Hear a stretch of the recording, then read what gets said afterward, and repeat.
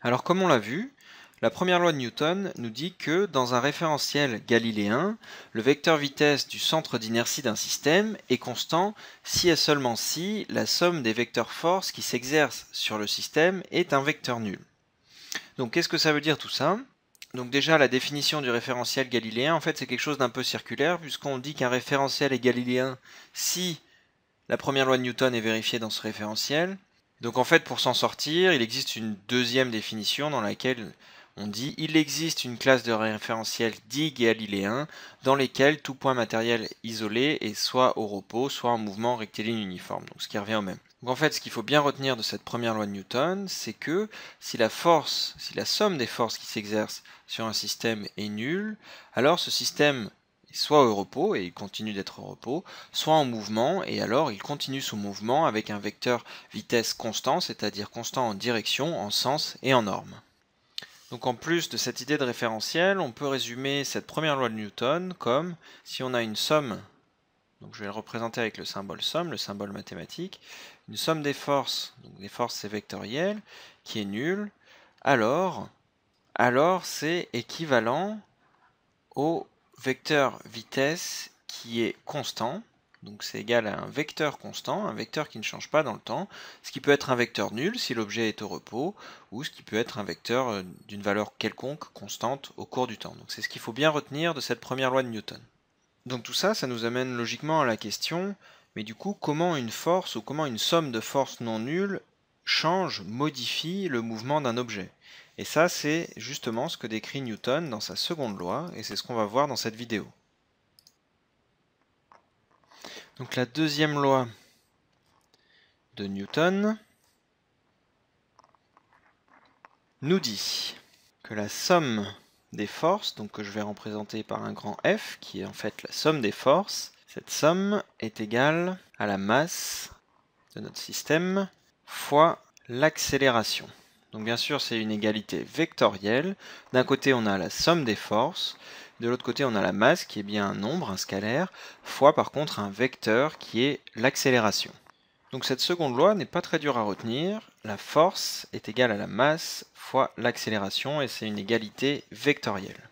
On peut prendre l'exemple d'un bloc qui flotte dans l'espace intergalactique, voilà, sur lequel on applique une certaine force, grand F. Alors bien sûr, cette force, ça peut être une force unique ou une résultante, c'est-à-dire une somme des forces. Je vais d'ailleurs réutiliser la même couleur, comme ça ce sera plus clair. La force, je la représente en violet, ok. Et donc il en résulte une accélération, voilà, que je représente en bleu clair ici. Et donc cette seconde loi de Newton nous dit que il y a proportionnalité entre la force appliquée et l'accélération de l'objet, et ce coefficient de proportionnalité, c'est exactement la masse de notre objet. Donc l'accélération, on peut la retrouver en divisant la force par la masse, et la force, on peut la retrouver à partir de l'accélération en multipliant par la masse.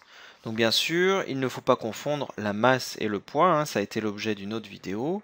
Le poids, c'est une force qui est égale à la masse fois petit g, l'intensité de la pesanteur sur Terre, et la masse, c'est plutôt, en quelque sorte, une mesure de quantité de matière, c'est en fait une propriété intrinsèque de l'objet.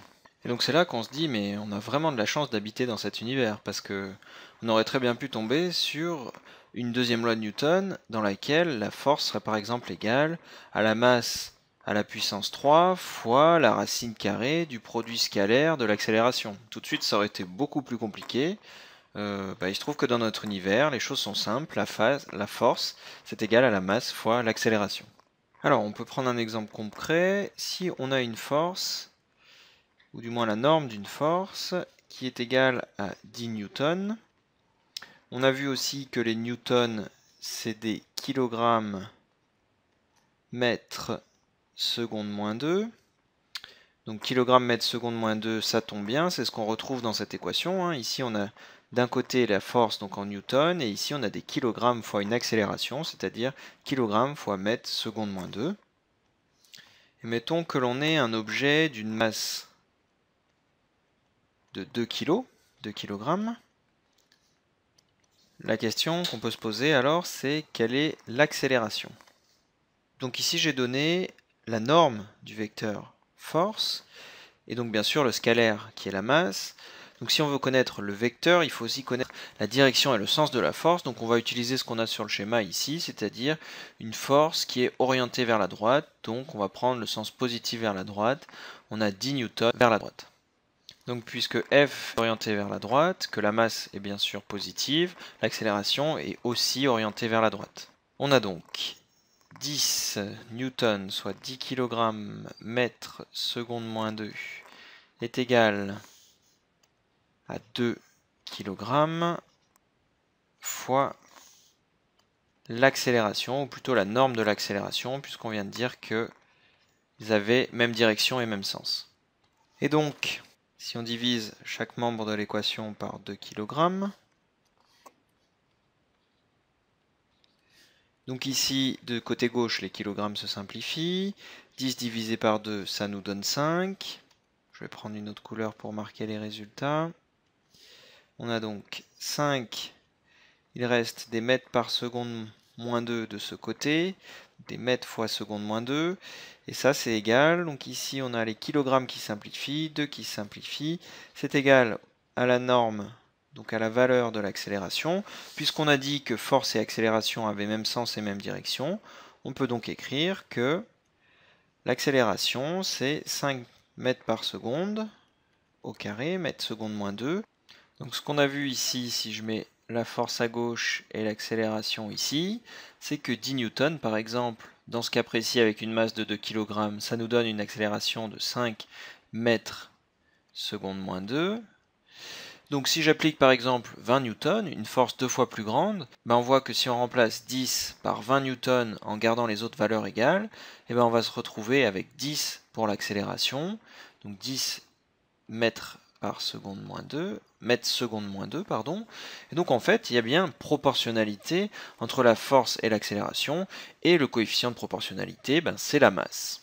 Par contre, si on garde cette force constante et qu'on décide par exemple d'augmenter la masse, si on change la masse, si on passe par exemple de 2 kg à 4 kg, si la force est constante, ce qu'on voit avec cette petite équation ici, c'est qu'on va avoir une accélération plus faible puisqu'on va diviser par une masse plus grande.